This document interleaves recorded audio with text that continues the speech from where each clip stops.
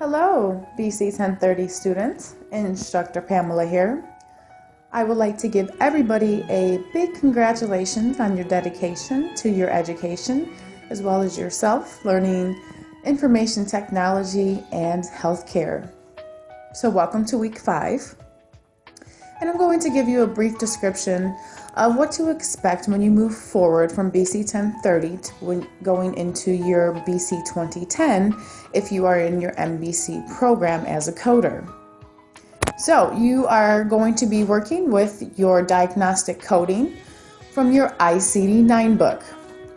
Okay, now your ICD-9 book houses our diagnoses in your volumes 1, and they also house any inpatient surgeries that are performed in an inpatient hospital setting during an admission. A couple key factors to keep in mind that when you are coding and preparing for your national certification, whether if it's with AAPC for your CPC or for your CPCH for hospital, or if you are going for a specialty, you always want to follow your guidelines. The coding books may look a little intimidating. Your ICD-9 book, it's pretty large, but remember, if you read each basically page and word line by line, it explains to you verbatim of what to do. You don't even have to have any knowledge of coding, but if you know how to read and follow directions, you will be very successful. Just like what Simon says. If Simon says put a red dot, you put the red dot. If the red dot says you need an additional code, you add that additional code, and it'll provide you what codes that you should be adding in addition to your primary code. So this is going to be the beginning journey of, again, learning how to do your diagnostic coding. So your ICD-9 book has volumes 1, 2, and 3. Volume 2 is actually in the beginning of the book. Don't get confused. It's actually set up like a dictionary from A to Z, and it has all of the conditions such as pneumonia, anemia, diabetes, fractures.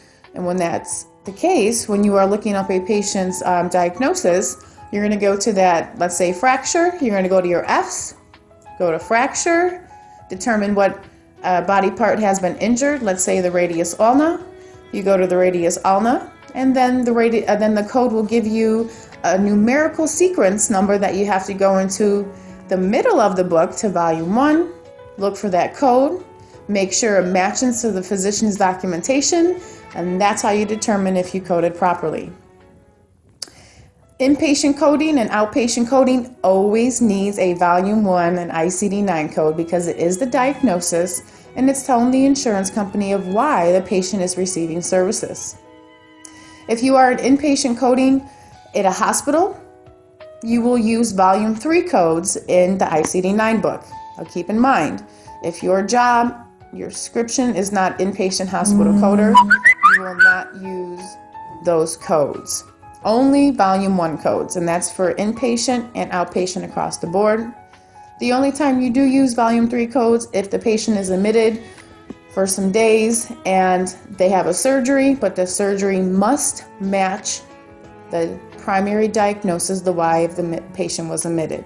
For example, the patient had pneumonia and within 4 days they did not improve. They may have to perform a pneumonia centesis.